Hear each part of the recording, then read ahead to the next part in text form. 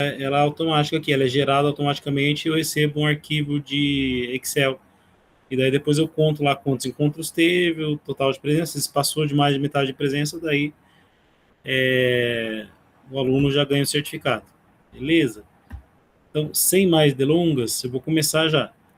Aí, quando é projeto de poema, eu compartilho tela com vocês, para vocês verem a minha tela aqui. Compartilhar tela.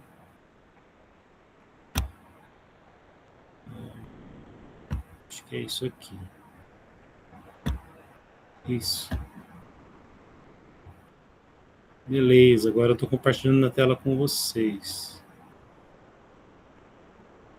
Está compartilhando a tela. Está aparecendo minha tela compartilhada aqui para vocês? Aqui, ó, o modo Picture in Picture está aberto porque você está compartilhando a tela?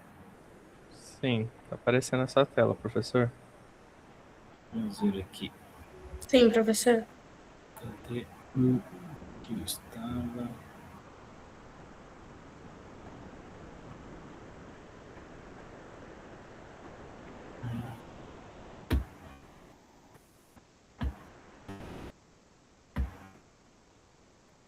Mestre.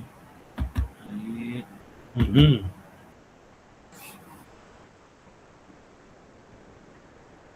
Aí. É para estar aparecendo para vocês aí essa tela aqui, tá aparecendo? Sim? Deixa eu ler aqui, se escreveram alguma coisa.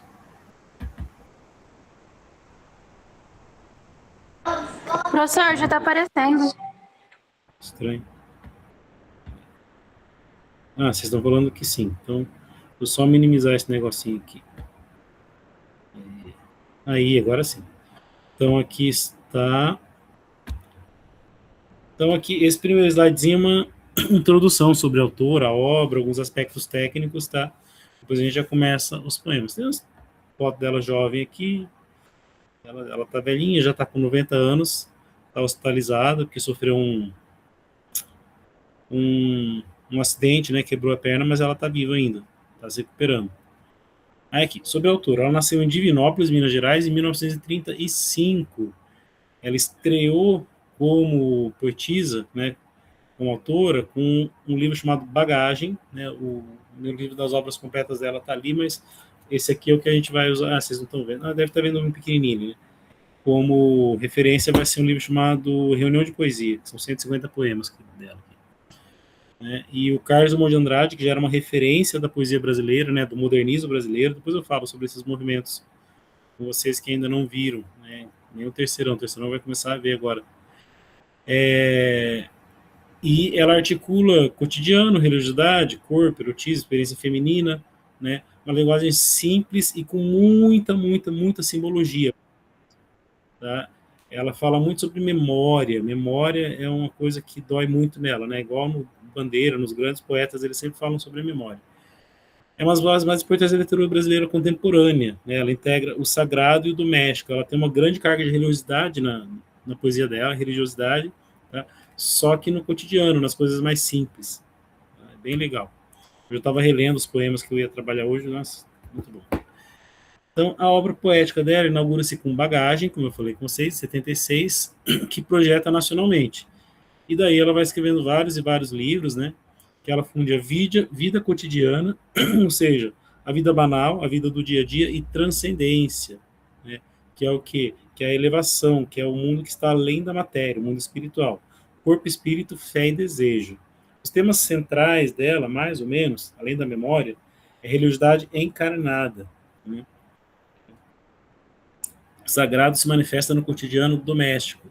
Experiência feminina, ela fala muito sobre maternidade, casamento, erotismo, envelhecimento, desejo, né? Linguagem coloquial, né? Com densidade, metafísica, tem um bichinho aqui que eu estou tentando matar. Sai. Para os alunos novos, sempre no final dos encontros, né, quando eles deixam, tem uma participação de algum dos gatos, tá?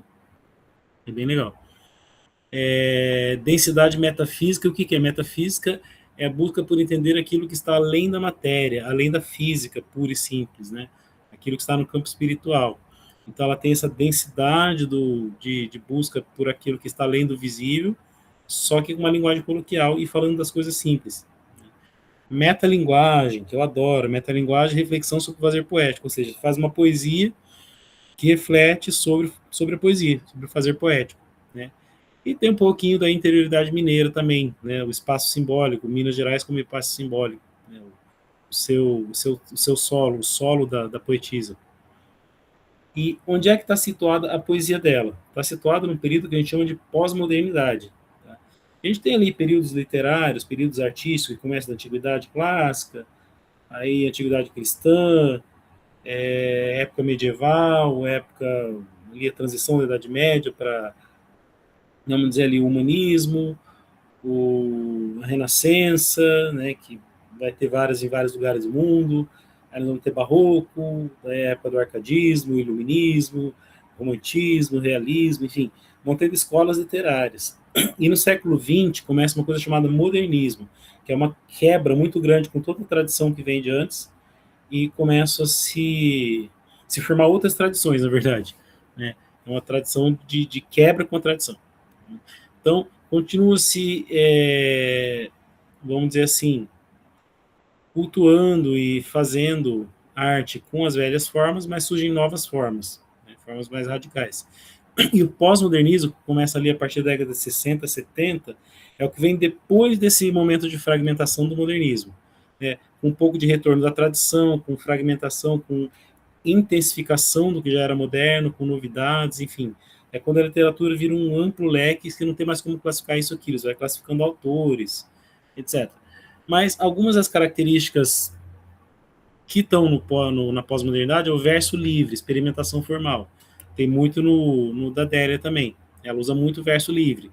E ela usa versos metrificados e cadenciados, escondidos de verso livre, porque ela não usa rima quase. Né?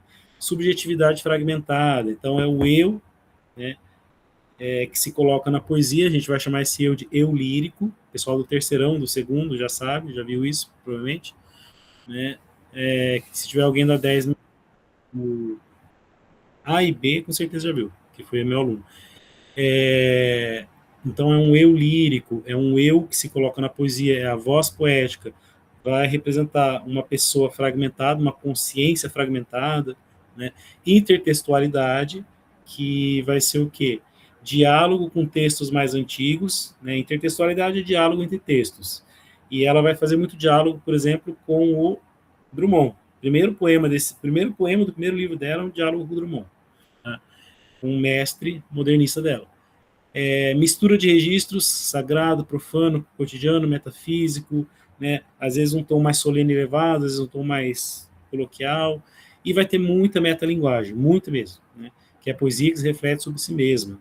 Então vai ser características muito grandes, muito fortes da pós-modernidade que a gente vai encontrar na poesia dela, são esses aqui e mais algumas. Agora, só para vocês entenderem o que é verso tradicional, verso clássico e verso livre, eu trouxe dois poemas que não são da Adélia, são de um outro poeta extraordinário do Brasil chamado Mário Quintana. Ele é um modernista, faleceu em 1994, nasceu em 1906, ele é mais velhinho um pouco, tá? Que é um soneto e um outro poema em versos livres. O mesmo poeta fez, porque ele viveu o século XX, e ele viveu a tradição, ele cultuou a tradição e também a inovação. Então, ó, os parceiros. Sonhar é acordar-se para dentro. Bonito esse poema, né? De súbito me vejo em pleno sonho e no jogo em que todo me concentro para mais uma carta sobre a mesa ponho. Você vê que esses versos, eles têm rimas, né? Dentro, concentro, sonho, ponho, né? Que a gente chama aqui de rima cruzada. A estrutura do soneto, que é clássico, vem lá do final da Idade Média, já na Renascença. Ó, 2 quartetos, que a gente chama, e 2 tercetos. Ó, 4 versos, 4 versos, 3 versos, 3 versos. E todos eles têm 10 sílabas poéticas. Tá? Eu não vou falar exatamente o que é sílaba poética agora, mas é uma cadênciazinha que dá 1, 2, 3, 4, 5, 6, 7, 8, 9, 10. E ele vai ritmado, ele é ritmado, então tem aquela cadência. Tá? Ó. Mais outra, jogo atroz do tudo ou nada, e quase que escurece, chama triste. e a cada parada uma pancada, o coração exausto ainda insiste. Então ele está falando sobre a questão do sonho, né? Então acordar-se para dentro, né? Então o sonho é você olhar para você, ele não está falando do sonho você dormindo, mas do sonhar acordado, então é você sonhar mesmo, a sua imaginação, você querer coisas. Insiste em quê? Ganhar o quê? De quem? O meu parceiro, eu vejo que ele tem um riso silencioso a desenhar-se. Ó, um riso silencioso a desenhar-se. Tá vendo essa cadência? Ela é própria do verbo de 10 sílabas.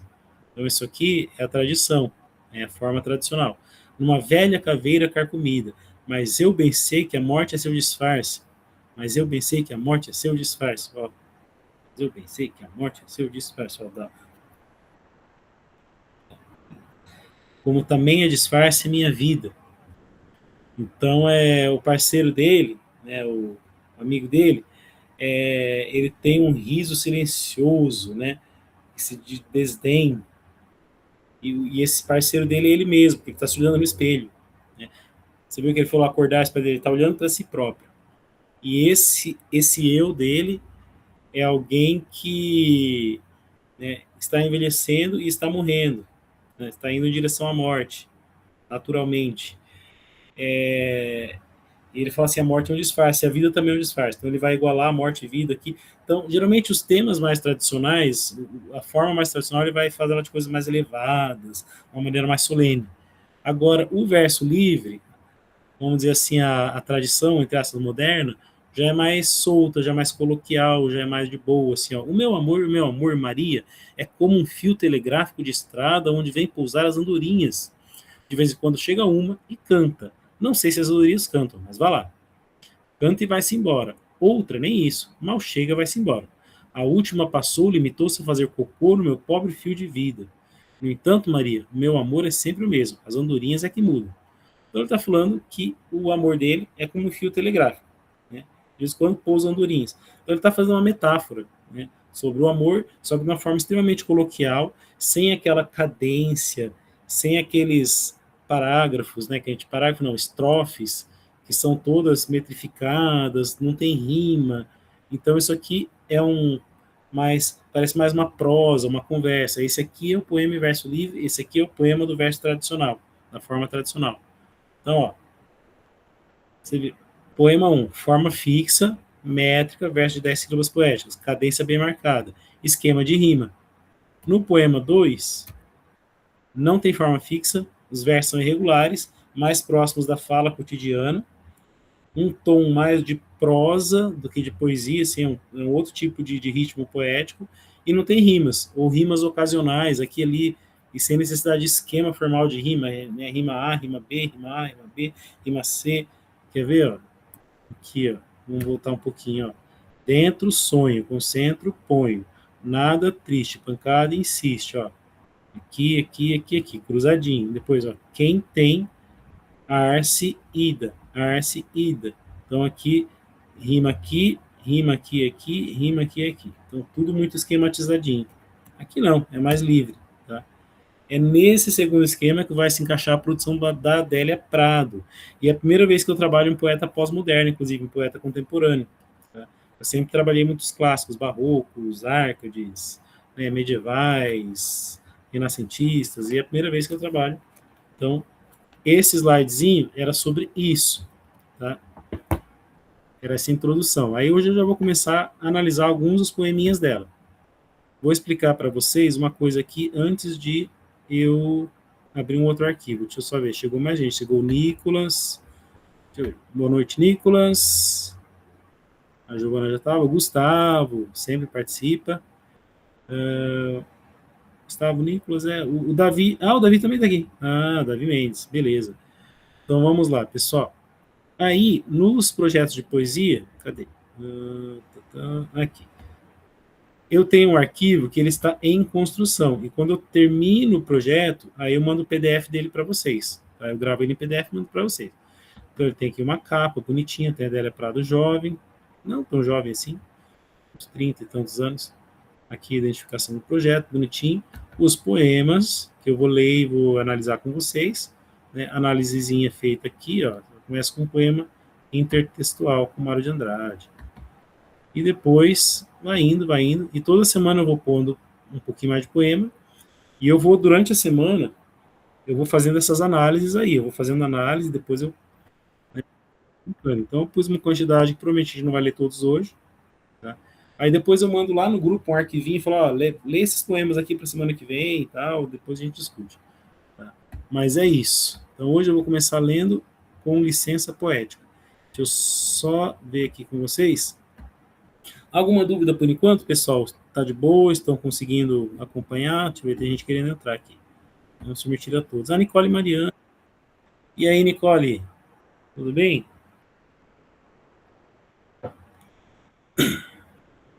Vamos ver as falas de vocês aqui. Então, beleza.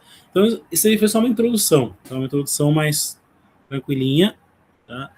Para a gente começar a poesia dela mesmo. Então, vai ser sempre neste arquivinho aqui, tá? E daí eu vou começar a ler os poemas dela. Aí, o primeiro poema chama Com Licença Poética. E daí já tem uma ironiazinha aí, porque licença poética é uma coisa muito usada em todo o tempo, né? É uma quebra que você faz, é uma licença que você pega para não seguir, às vezes, as normas exatas da poesia ou as normas exatas da gramática, e dar uma quebradinha assim e vira uma licença poética. Por exemplo, quando você tem uma palavra que tem uma divisão silábica em um hiato, e esse hiato vira um ditongo, por exemplo.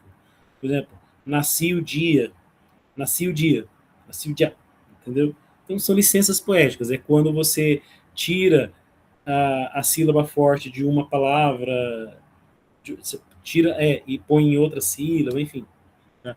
São licenças. Quando você escreve um soneto e nem sempre os versos têm as 10 sílabas, né, que a gente chama de soneto de pé quebrado, tem as tais licenças poéticas. Aí ela começa com licença poética. E daí ela vai começar fazendo referência a um poema que é um dos poemas mais famosos do Carlos Drummond de Andrade, que se chama Poema de Sete Faces, que, se não me engano, também é o primeiro poema do primeiro livro dele, chama Alguma Poesia. Depois eu vou ler um pouquinho do Drummond para vocês aqui. Ó. Quando nasci, um anjo esbelto, desses que tocam trombeta, anunciou, vai carregar bandeira. Então eu vou parar esse aqui um pouquinho e vou ir com vocês aqui no... Não. Achei. Ó. Quando eu nasci, um anjo torto. O pessoal do terceirão com certeza vai ler isso no segundo semestre. Um anjo torto, desses que vivem na sombra disso. Vai, Carlos, ser gush na vida. Então, gush significa desajustado, né? Errado, torto. Né? E era só esse comecinho que então ela tá dialogando com o Carlos. Só que enquanto Drummond, naquele momento da poética dele, né, falava sobre ser desajustado, ela não está falando sobre ser desajustado. O anjo do Carlos Drummond de Andrade é um anjo caído, é um anjo que vive na sombra. O anjo dela não, é um anjo que toca trombeta, ou seja, um anjo de elevação. E ele falou, vai carregar bandeira, ou seja, vai ter uma vida com sentido, né? Vai fazer algo de grande na sua vida. Cargo muito pesado para a mulher, ela vai fazer uma reflexãozinha sobre a condição feminina, isso em 1976. Essa espécie ainda envergonhada. Então ela fala um pouco da condição feminina. Aceito os subterfúgios que me cabem, sem precisar mentir. Então, aceito o que me cabe, sem precisar fingir que eu sou alguém que eu não sou. Não sou feia que não posso casar. Acho o Rio de Janeiro uma beleza, e ora sim, ora não. Creio e parto sem dor. Creio em parto sem dor. Ou seja, né? Então ela está falando de coisas do cotidiano. Assim, não sou feia, que eu não posso casar, né? Minha condição de mulher. Acho o Rio de Janeiro bonito e fico pensando, né, que acredito em parto sem dor, ou seja, um parto não doloroso, né, exaustivo. Mas sinto o que sinto e escrevo. E aqui está um pouquinho de metalinguagem, né? Ou seja, é a poetisa falando, o eu lírico falando. Tudo que eu sinto, eu coloco em palavras. Cumpro a sina. A sina não de mulher, mas a sina de poeta. Né?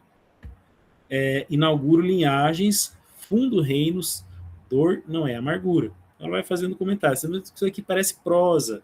Não é aquela poesia cadenciada, cheia de rimas, mas ela também é bonita. Minha tristeza não tem pedigree. Já minha vontade de alegria, sua raiz vai ao meu 1000 avô, né? Ou seja, a minha tristeza, ela é uma tristeza simples, cotidiana, banal, uma tristeza do dia a dia, uma tristeza comum com tudo. Mas a minha vontade de alegria, né? Aquela que foi contemplada, aquela que foi abençoada por um anjo que toca a trombeta, ela ultrapassa gerações, ela vai da raiz 1000 avô, ao meu 1000 avô. Vai ser coxo na vida, maldição para homem, mulher é desdobrável, eu sou. Então ela dá uma ironizada aqui, ela ironiza o poema do Drummond, é um diálogo, assim, é uma homenagem e uma ironia ao mesmo tempo, porque vai ser coxo, né, desajustado, é maldição para homem. Mulher, ela é mais flexível, ela é desdobrável, e ela fala, eu sou. Então é aquele poema muito ligado ao eu. O Carlos Drummond de Andrade, naquele momento da poesia dele, engraçado também, ele estava muito voltado para o eu, mas era um eu triste, hora alegre, hora desajustado, hora engraçadinho, e ela também está sendo engraçadinha aqui, está se mostrando, mas está falando da condição feminina. Então ele vai dialogar com o poema, né, Quando Eu Nasci, tem várias paródias e intertextos com esse poema do Drummond. Tem um que é se não me engano, é do Chico Buarque, quando Eu Nasci, Vem um Anjo Safado, O Chato de um Querubim, que é mais ou menos a mesma coisa. Drummond apresenta o poeta como desajustado, ela como alguém que tem uma missão maior, né? Carregar bandeira é uma metáfora, né? A simbologia do vai ser grande, né? Mesmo nas pequenas coisas, seja grandiosa. Tem metalinguagem, quando ela fala, ó, eu sinto, o que eu sinto, eu escrevo, né? É o poema falando sobre o próprio ato de escrever. Ela afirma a experiência feminina como matéria legítima de poesia. Então, assim, eu vou escrever sobre ser mulher. Mantém características modernistas, linguagem coloquial, tom direto, mas já dentro do contexto da pós-modernidade. É um belo de um poema. O título, Com Licença Poética, como eu falei, é irônico. Ele não pede permissão para escrever uma poesia. Ele marca uma entrada afirmativa na literatura, né? Que é a entrada da mulher, tá? Dela como poetisa. O verso final, mulher é desdobrável, eu sou, sintetiza a ideia de força e multiplicidade e autonomia feminina. Então, esse é um dos poemas mais icônicos da Adélia Prado, de afirmação feminina. Tá? Tem o grande desejo. Entenderam a análise desse poema aqui? Tem alguma dúvida, alguma pergunta? Preferem deixar os comentários para o final? Eu vou lendo aí, até que dá um horário X. Vamos ver, aqui é Davi. Melhor? Então, beleza. Então, vamos continuar aqui. Mais um poeminha, que é também, ó, condição feminina de novo. Grande, não sou matrona, mãe dos Gracos, Cornélia. Meu nome é mulher, sou a mulher do povo, mãe de filhos, Adélia. Cornélia, pessoal, Cornélia, ela foi a mãe de dois grandes, né, nomes da política romana, da Roma antiga, do Império Romano, que era o Caio Graco e Tibério Graco, né, dois grandes imperadores lá da época de dois grandes políticos romanos do Império Antigo, né? E ela era considerada assim um modelo de mulher, né? E daí ela não é esse modelo ideal de mulher, é uma mulher como todas as outras, né? Uma mulher do cotidiano, mãe de filhos, não de imperadores, ou seja, ela não é mãe de pessoas ideais, ela não é uma pessoa idealizada e filho de, né, e mãe de grandes, não, ela é mãe de filhos, de pessoas, né? Qual que é o meu nome? Adélia. Então ela fez essa rima aqui de Cornélia com Adélia. Tá vendo que eu falei a rima que eu falo que ela é circunstancial, que ela não é obrigatória, ela acontece às vezes. Faço comida e como, ou seja, sou uma pessoa simples, como qualquer outra. Aos domingos, bato o osso do prato para chamar o cachorro e atiro os restos. Ela está falando sobre coisas comuns, coisas do cotidiano que ela faz, como uma mulher normal, como todos os outros, como todas as outras pessoas. Quando dói, grito ai. Quando é bom, fico bruta. A sensibilidade sem governo, né? Então ela tem seus momentos bons, seus momentos ruins, e é isso aí. Mas tem meus prantos, claridade através do estômago humilde, fortíssima voz de cântico de festa. Então, ela também chora, ela também se alegra, tudo isso. Quando escrever o livro com meu nome, ó, a metalinguagem aqui de novo, né? Com meu nome, e o nome que vou pôr nele, vou com ele a uma igreja, a uma lápide, a um descampado, para chorar, chorar e chorar, requintada, esquisita como uma dama. Então, Aqui ela conclui falando, né, quando ela escreveu um livro com o nome dela, né, ela vai levar uma igreja, se inscrever com a religiosidade dela e tudo, e vai para chorar, né, e ela fala assim, requintada esquisita, ou seja, eu sou uma mulher normal, né, do cotidiano, e tenho meus dramas e minhas excentricidades, as minhas esquisitices também. Cornélia é um símbolo histórico de maternidade exemplar. Ela não, ela é comum, mulher do povo, mãe de filhos. O cotidiano doméstico é assumido como matéria poética, cozinhar, alimentar o cachorro, sentir prazer. O corpo aparece de forma natural, sem idealização. Não tem fusão entre material. Não, tem fusão entre material e espiritual. Estômago humilde convive com claridades. Claridades é aquele ideal da transcendência, tá? Ou seja, é olhar para o céu, olhar para o infinito, olhar para o mundo espiritual. O grande desejo de escrever um livro com o próprio nome, afirmação de autoria e permanência. Então, é afirmação de identidade. Ela é comum, mas ela também afirma a sua identidade.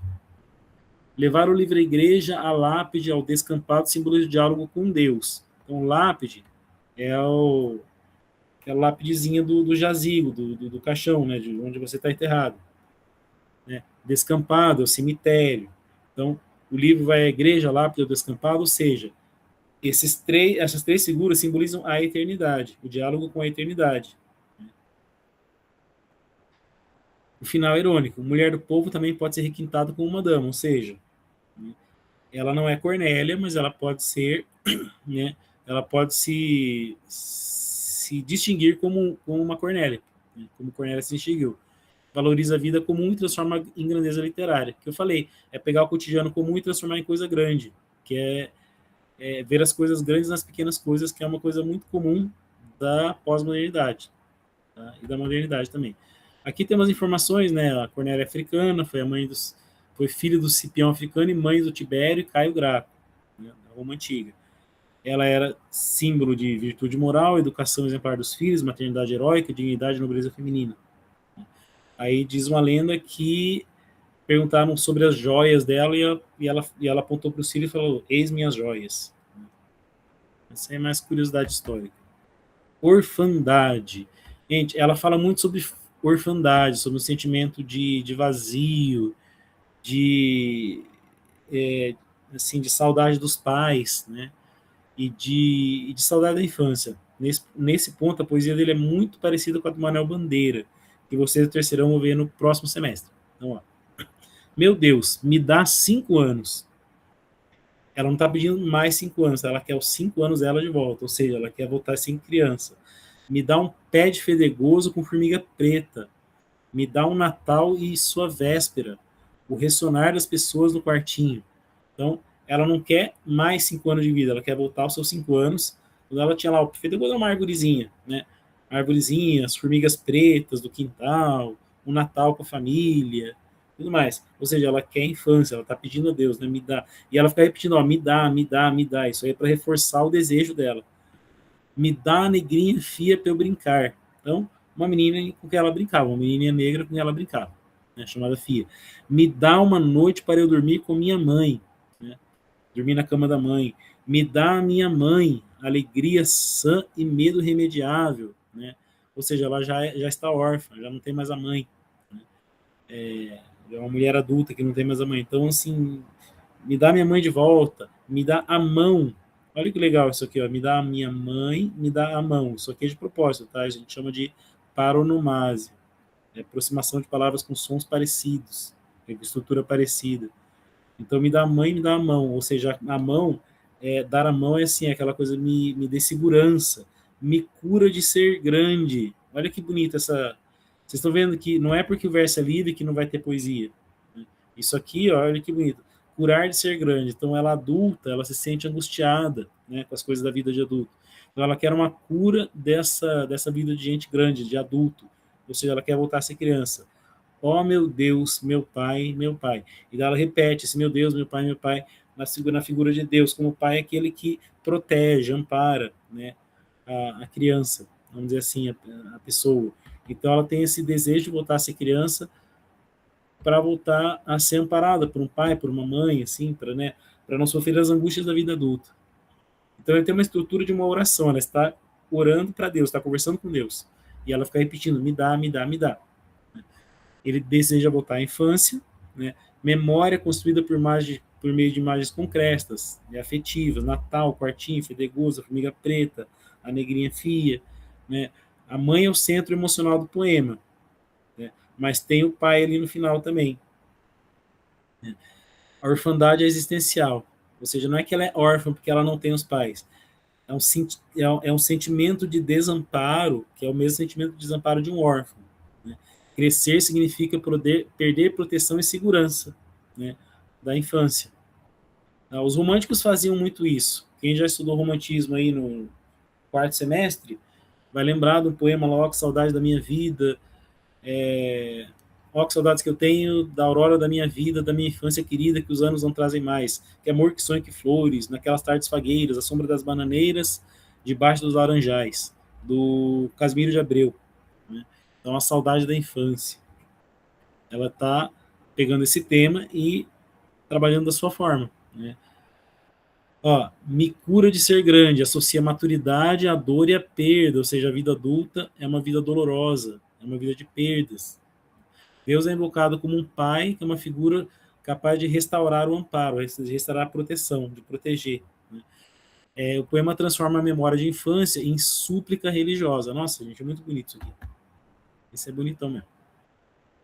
Ela tem uns poemas curtinhos, que são muito legais. Resumo. Né? É um resumo de vida. O título já diz o que é. Resumo. Gerou os filhos, os netos, deu a casa o ar de sua graça e vai morrer de câncer. Então isso aqui é aquilo que a gente chama de ironia cruel, né? Tá falando de uma pessoa. Pode ser uma pessoa que ela conheceu, mas é alguém. Então, é alguém que... Deixa eu ver... É uma mulher chamada Lenora, uma mulher fictícia, né? A gente está no campo da literatura, então literatura é criação. Então, ela é uma pessoa que teve filhos, teve netos, construiu toda uma vida, né? Construiu todo um lar, imprimiu sua identidade no lar, que geralmente as mulheres fazem muito isso, né? Imprime a identidade no seu lar e vai morrer de câncer, ironia da vida. O modo como pousa a cabeça para um retrato é o daqui, afinal aceitou ser dispensável, ou seja, ela se conformou com o final que está destinado para ela. Né? Alguém que está assim, tá bom. Espera sem uivos, ou seja, espera sem desespero, acampa, a tampa, a inscrição. Então, a campa é o caixão, né, o túmulo, a tampa sobre o túmulo e a inscrição no túmulo. Olha que legal, a campa, a tampa, a inscrição. Isso aqui também é paronomásia. Tá? Tem rima interna, mas é uma paronomásia. 1906, 1970. Saudade dos seus, Lenora. Bonito, bem bonito. Então, um resumo de uma vida. Então, é alguém que está para morrer, né, e está esperando morrer. Alguém que está morrendo de câncer. Pode ser alguém da família dela, alguém... Enfim. Mas é alguém que já morreu, inclusive, né? Porque isso aqui é 1970. Alguém que morreu e ela está escrevendo sobre esse alguém quando estava prestes a morrer. Ele apresenta uma mulher que dedicou a vida à família, filhos, netos, casa. E apesar da importância, vai morrer de câncer. Ou seja, é um poema que fala sobre a vida. A vida é assim, às vezes. Né? Ela é cruel. Postura no retrato revela resignação, aceitação da própria finitude, ou seja, da própria condição humana de um dia morrer. Ela percebe como dispensável após cumprir o seu papel. Espera aí que eu tenho manias e uma delas é fazer tudo. Era que isso aqui está vermelho. Assim. Agora sim.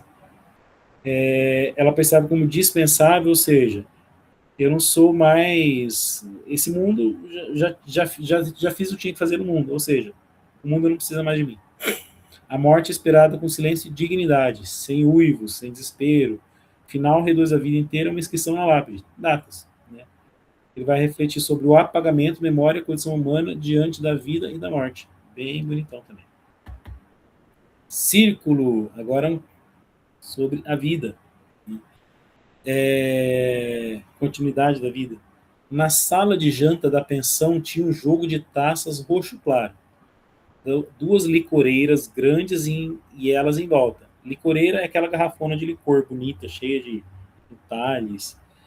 Como duas galinhas com os pintinhos. Tinha poeira, fumaça e a cor lilás. Então, a memória é muito nítida, né?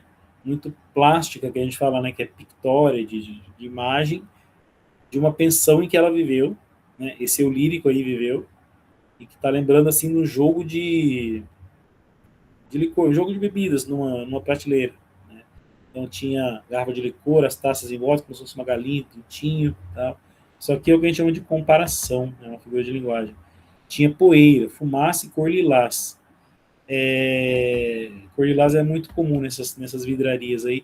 E a Adélia vai repetir muito a questão da cor roxa, roxo e lilás, porque é uma cor ligada tanto um pouco ao luto, quanto à transcendência também, né, quanto ao mundo espiritual.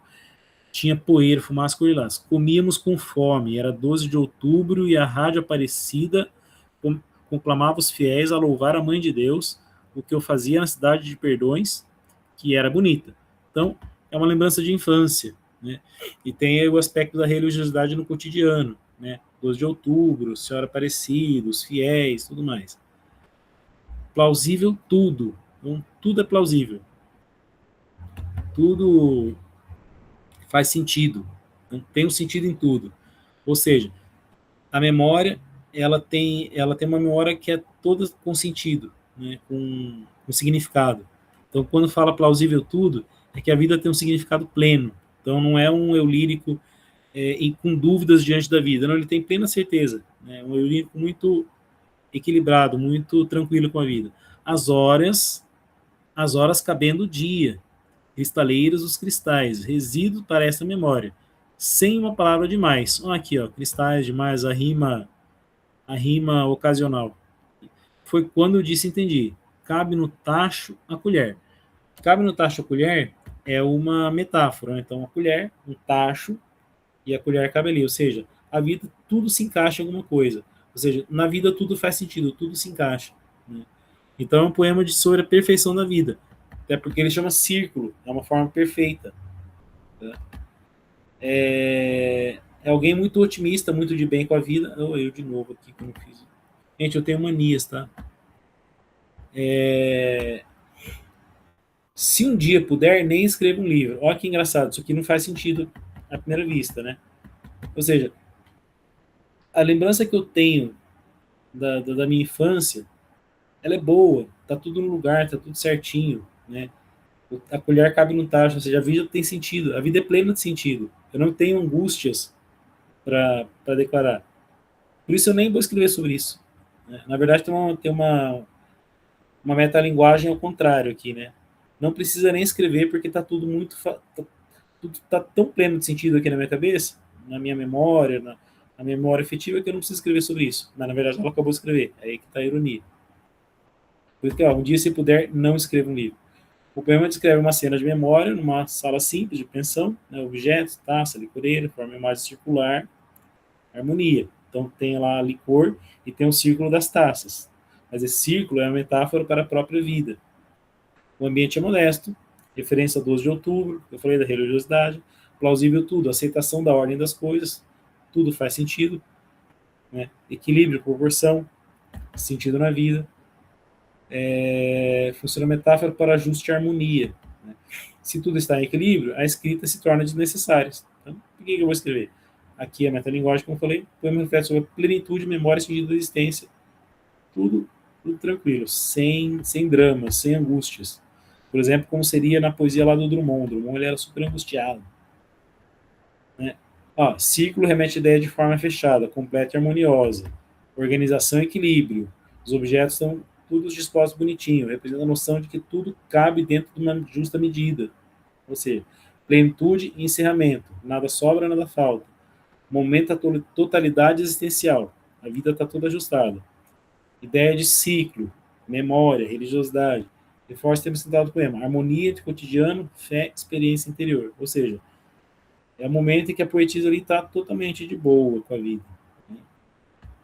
Então, muito bom. E ela estava ali no seu meio de vida, né, com seus 39 para 40. Então, bem no meio mesmo do caminho.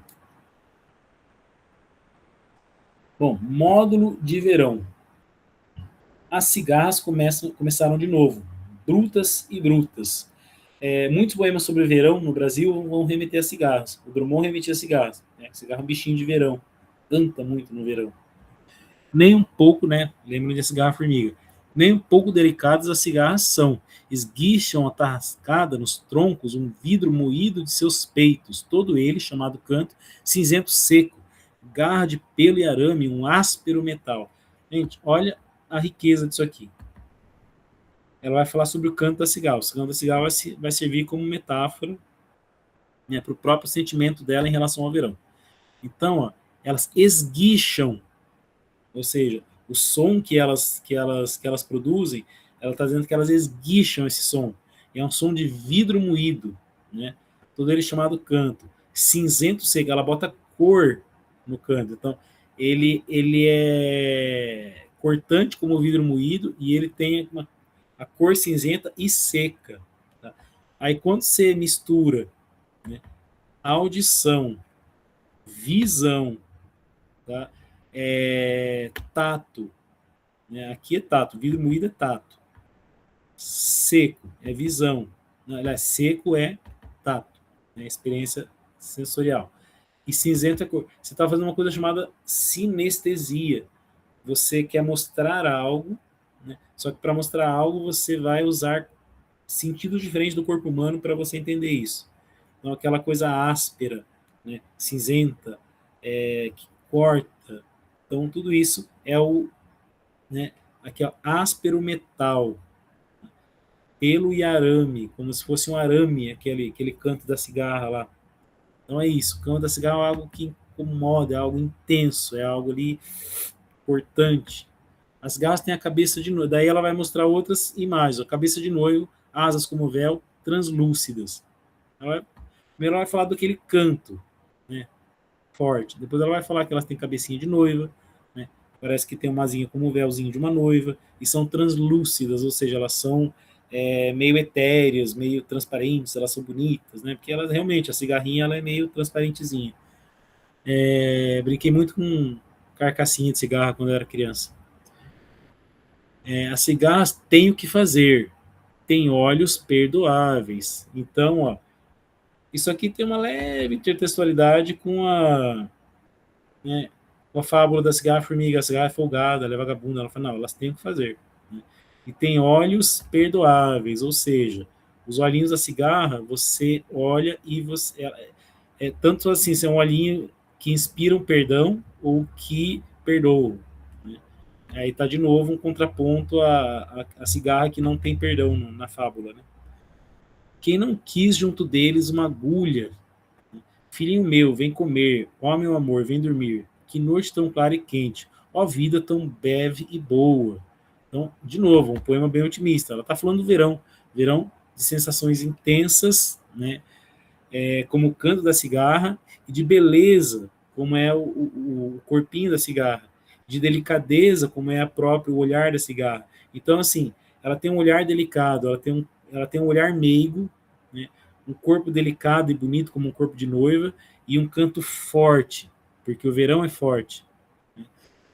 A cigarra atrela as patas, é no meu coração. Ou seja, não é a cigarra que está atrelando as patas no coração dela, é a sensação do verão no coração dela. Né? O que ela sente no verão. Então, ela sente como uma cigarra, né? Que é aquela coisa com aquele canto forte e que incomoda um pouco, mas ao mesmo tempo é delicado, bonito e meigo, tudo. Né? Então ela está fazendo tudo isso para descrever o que? A sensação dela no verão. O que fica dela gritando eu não entendo. Sei que é pura esperança. Né? Então, assim, não entendo o canto dela, mas o canto dela me inspira esperança. Tá? É bonitão esse poema. Ó, verão por meio de uma imagem dominante das cigarras. Então a cigarra é usada como metáfora, não sobre o verão em si, mas sobre o sentimento que o verão, que a estação do verão, inspira nesse eu lírico, tá? Nessa pessoa poética que está falando aí. Ó, ele é escrito áspero, metálico, agressivo, só que tem um contraste entre essa brutalidade do som e as imagens delicadas, a cabeça de noivo, asas do véu, translúcido, o olhinho, meigo de compaixão. Né? Ó, calor, luz, intensidade sonora. Só que elas têm um impulso vital e insistência da vida. Né? Cena doméstica, filho meu, vem comer. É isso que introduz o quê? O olhinho da cigarra. Né? vamos dizer, a fofidão da cigarra, a meiguice da cigarra, ela vai remeter a uma cena de uma mãe com um filhinho, né, cuidando do filho. Sugere consciência e brevidade. A vida é breve e boa. É otimismo também, né? A vida é curta e é boa. A cigarra passa do ambiente externo para o interior. É no meu coração, ou seja, ela deixa de ser a descrição do animal para ser a metáfora do sentimento dela. O canto incompreensível transforma-se em símbolo de esperança pura, que eu falei para vocês. Conecta o poema. Módulo é um momento, né? É um, vamos dizer assim, é um tempo concentrado, intenso. Por exemplo, quando a gente fala assim, módulo 1, módulo 2, então está tudo concentrado ali naquele bloquinho. Então é o módulo do verão, né? O momento do verão, a intensidade do verão está tudo ali. E daí como é que ela vai traduzir isso? Na figura das cigarras, na metáfora do que as cigarras significam para ela. Certinho, né? Para esse eu lírico, na verdade. Eu vou ler mais um ou dois, vamos ver. Deixa eu ver se vocês estão... Ok. Estão gostando dos poemas? Podem ir falando aí, daí eu vou... Daqui a pouco eu... Vamos lá. Poema Esquisito. Esse poema é um dos mais antológicos da Adélia Prado. Todos esses poemas que a gente está lendo, gente, são do primeiro livro de poemas dela, chamado Bagagem, tá? É um dos melhores livros dela, que é o de 76, que é um livraço. Deixa eu ver. Bagagem. Depois tem Um Jeito e Amor, que é o próximo livro. Mas vamos lá, vamos ler mais um pouquinho do livro Bagagem. Dói-me a cabeça aos 39 anos. Falei, ela estava ali no meio do caminho. 39 para 40. Não é hábito. É rarissimamente que ela dói. Então ela está falando, a cabeça está doendo. E não é sempre. Ninguém tem culpa. Ou seja, ela não culpa ninguém. O eu lírico da Adélia é sempre um livro muito maduro, né? Ao contrário vamos dizer, o eu lírico ultra romântico, o eu lírico modernista da primeira geração, são pessoas imaturas, são pessoas assim, vozes poéticas imaturas, e ela é muito madura, né?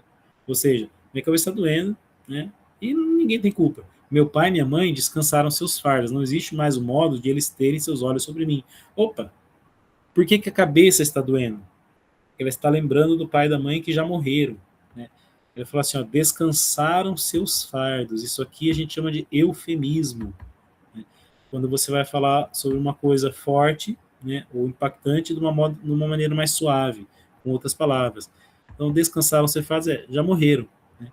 Não existe mais como eles olharem sobre mim. De novo, aquela sensação de desamparo, o sentimento de desamparo que acompanha a poesia dela, né, a falta dos pais. Então, ela sente muita falta de seus pais, essa é a grande angústia dela. Ô mãe, ô pai, meu pai, onde estão escondidos? Cadê você, mãe? Cadê você, pai? E aqui eu lembro de um outro poeta romântico chamado Castro Alves, que tem um poema que eu acho que é o Vozes da África, que é um escravo falando, Deus, ó Deus, onde estás que não respondes, né? Escondido, né? Entre as nuvens no céu, é bem legal. Mas, enfim, onde é que eles estão? Né? É dentro de mim que estão. Por que dentro de mim? Na sua memória, na sua lembrança, né? Na sua memória afetiva. Então, cadê os pais? Os pais estão dentro, entre aspas, dela. Estão na sua consciência. Eles já morreram, eles fazem muita falta. Eles estão ali dentro. Né? E isso provoca uma dor. Uma dor espiritual. Né? Uma dor, aquela dor de saudade.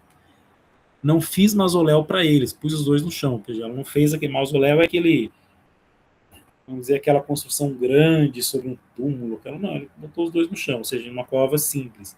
Nasceu lá porque quis. Um pé de saudade roxa, né, que abunda nos cemitérios.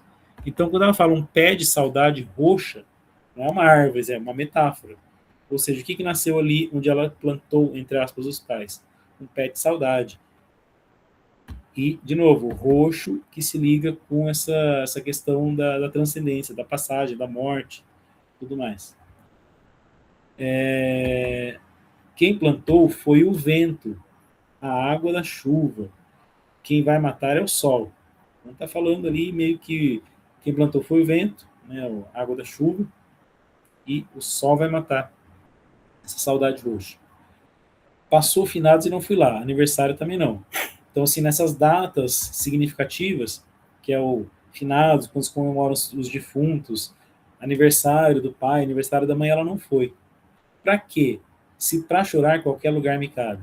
Então ela tá aqui ela está expressando uma angústia mais profunda, porque assim, por que que eu vou lá em datas significativas se para a saudade eu sinto em qualquer lugar e para chorar pelos meus pais qualquer lugar, né? Qualquer lugar serve.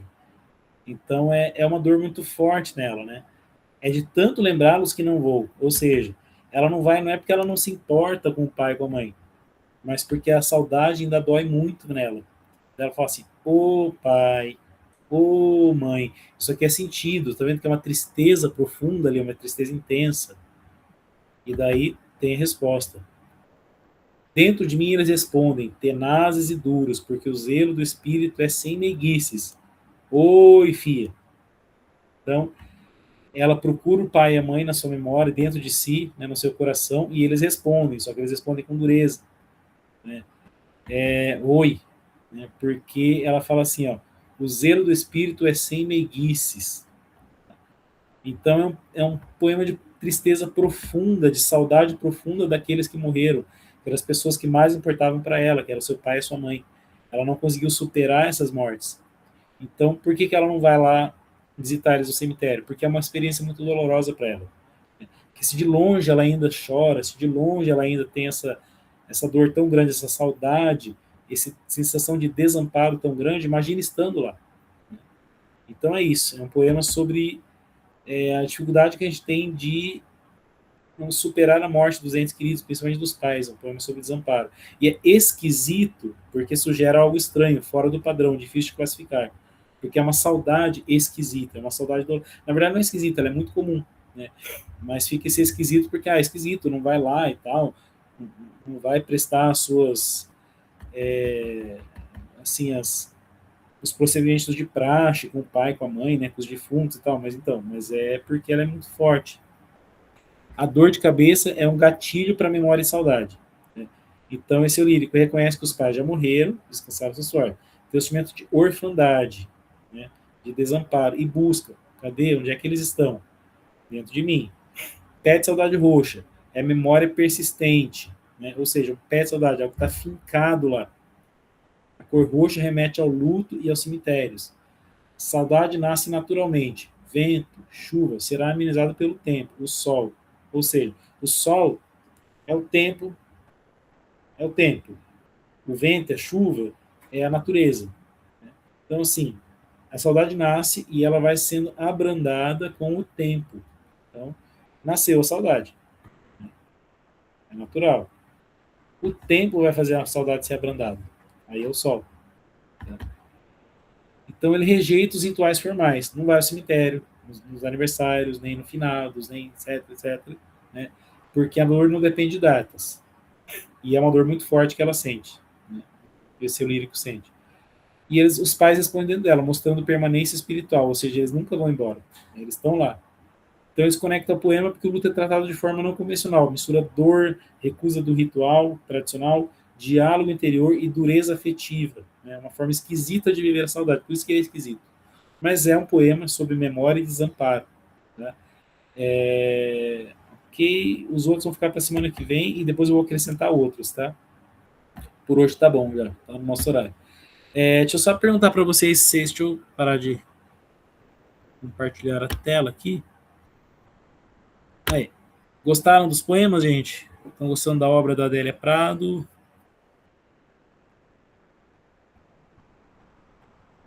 Esse poema, sim, eu li na 1026. Eu li quando eu estava falando sobre linguagem, tudo, aula introdutória, eu catei e eu fiz espontâneo, tá? Do nada eu tirei, tem um poema aqui, ó, li. Acontece muito. Gostei, bons, adorou, Isabela.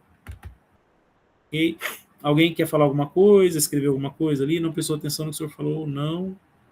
Qual o nome do livro, onde está o antepenúltimo poema? Ah, tá, ó.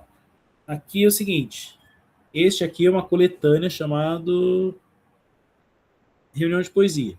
Estes poemas todos que nós lemos estão no livro chamado Bagagem, tá? que é o primeiro livro dela de 1976. Aqui, ó, Bagagem.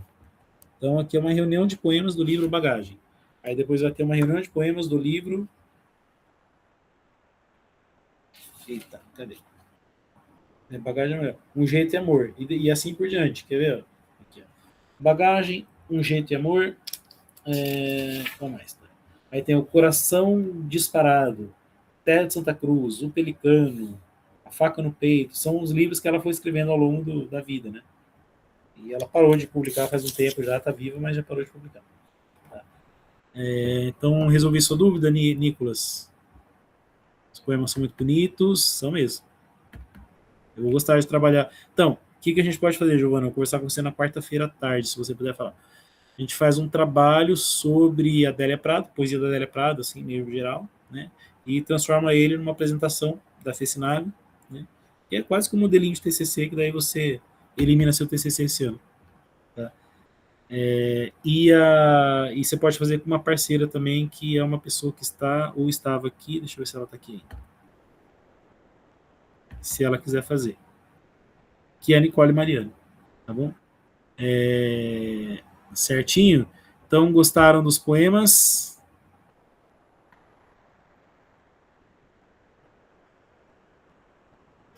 Coisas carinhas aqui. Ok, o que a Giovana tinha perguntado? Esse livro tem na biblioteca? Tem. Exatamente esse livro aqui. Tá? Tem lá na biblioteca do IEF. Ok? Eu estava consultando o exemplar da biblioteca outro dia, e daí eu devolvi ele na sexta-feira. Tá? Então tem sim. E tem outros, tá? O Bagagem, inclusive, tem lá.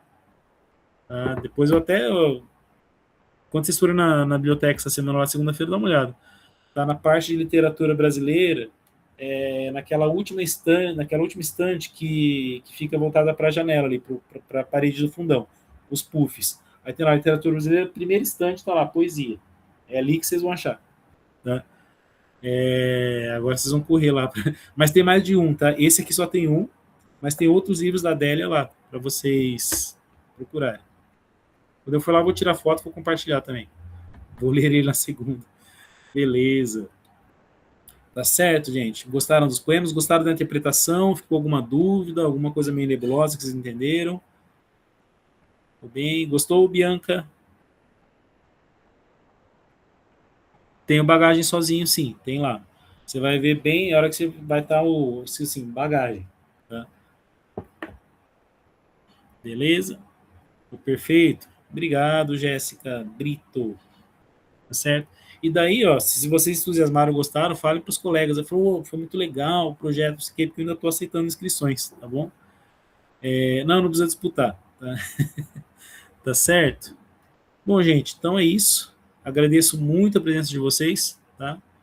E a gente se vê semana que vem nesse mesmo horário, tá bom? Que bom que vocês estão gostando e façam propaganda aí para que mais pessoas possam vir, certinho? Então, depois eu vou escrever para vocês duas, Nicole e Giovana, tá? Conversar com vocês duas na quarta-feira à tarde, se vocês puderem. Beleza? Então é isso, gente. Eu vou parar a gravação e me despedir e desejar um bom fim de semana. Agora o nosso projeto é de sexta, né? Ele era de terça antigamente. Boa noite, gente.